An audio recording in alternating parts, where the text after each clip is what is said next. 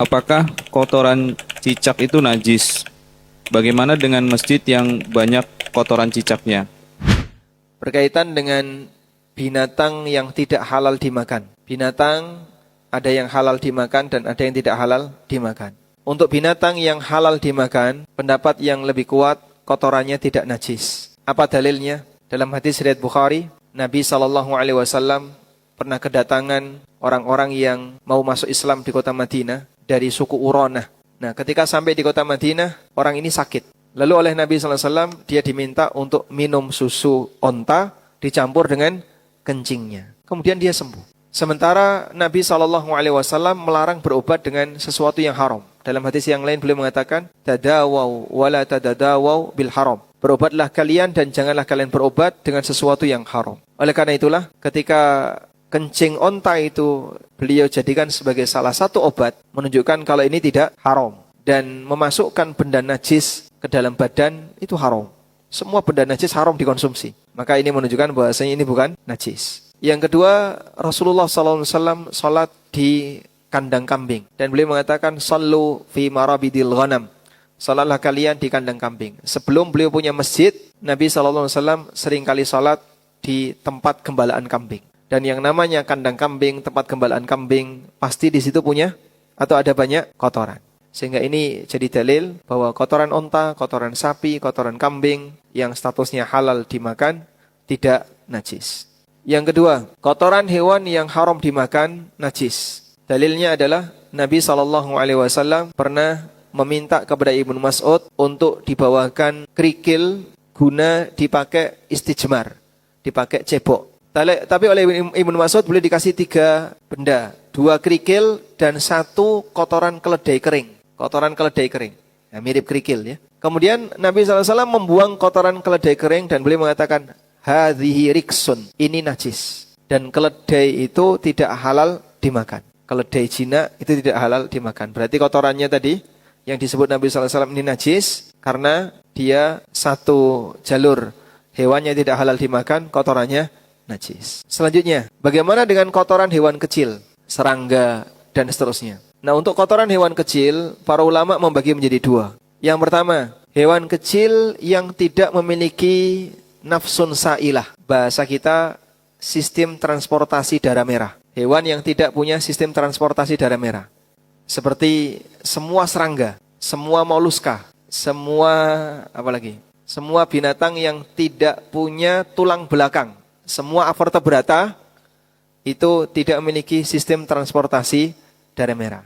Nah, untuk binatang yang tidak memiliki sistem transportasi darah merah, kata kuncinya semua avertebrata yang tidak punya tulang belakang, kotorannya tidak najis. Bekecot, kemudian semua kotoran kutu, kotoran kecoa, kotoran lalat, kotoran cicak, kotoran apa lagi? Kotoran nyamuk dan seterusnya. Kotoran laron. Laron buang kotoran enggak? Nah, seperti ini tidak najis. Yang kedua, semua binatang yang vertebrata, yang punya nafsun sa'ilah, punya sistem transportasi darah merah, kotorannya najis, yang tidak halal dimakan. Contohnya tadi, kotoran keledai. Termasuk juga kotoran kucing menurut pendapat yang lebih kuat. Kemudian kotoran harimau, kotoran semua hewan yang tidak halal dimakan. Nah, sekarang cicak. Cicak ini apakah punya sistem transportasi darah merah ataukah tidak?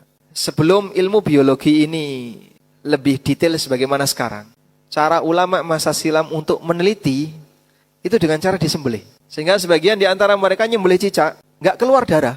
Terus dia menyimpulkan, oh berarti dia tidak memiliki sistem transportasi darah merah. Maka kotorannya tidak najis. Sehingga ada yang berpendapat, kenapa kotoran cicak tidak najis? Karena dia masuk dalam jenis hasyarat, binatang-binatang kecil yang tidak punya sistem transportasi darah merah. Dan ada ulama yang ketika nguji itu disembelih, digencet. Ada darahnya. Maka dia termasuk di antara hewan yang punya sistem transportasi darah merah. Makanya kotorannya najis. Dan cicak termasuk yang mana? Yang kedua, dia punya sistem transportasi darah merah karena vertebrata. Dia punya tulang belakang. Oleh karena itu, reptil seperti cicak seperti ini, yang dia tidak halal dimakan dan punya sistem transportasi darah merah, kotorannya najis. Kemudian masuk pada pembahasan. Kalau kotoran cicak itu najis, Bagaimana dengan kotoran cicak yang bertebaran di masjid? Ada kajian lanjutan berkaitan dengan najis yang kecil, najis yang sedikit. Apakah najis yang sedikit itu ma'fu ataukah tidak?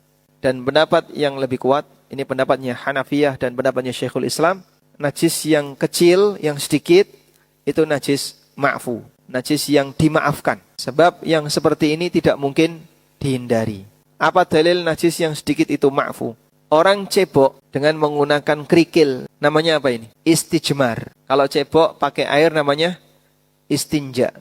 Istinja itu untuk semua jenis cebok. Yang pakai kerikil namanya istijmar.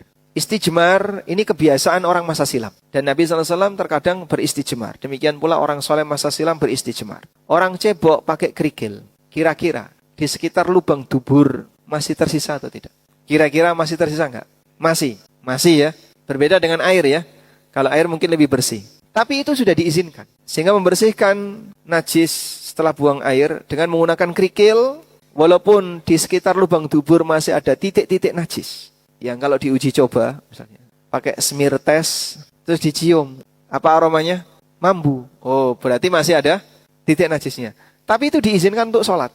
Dalam posisi seperti ini, diizinkan untuk sholat. Maka ini jadi dalil, najis yang sedikit, statusnya ma'fu. Oleh karena itu kalau ada orang yang terlalu was-was dengan cipratan, jangan-jangan nyiprat, itu dihapuskan saja was-was itu. Karena misalnya ada satu titik, 1-2 titik yang tidak kita sadari, itu statusnya ma'fu. Dan karena ma'fu, maka digunakan untuk sholat dan seterusnya boleh. Untuk itu, aneka kotoran cicak yang sulit untuk dihindari, jika ada di sajadah dan seterusnya, selama tidak nempel di batuk, tidak nempel di jidat, insya Allah tidak mempengaruhi keabsahan sholat. Tapi kalau ada silakan Anda bersihkan untuk dibuang keluar. Wallahu a'lam.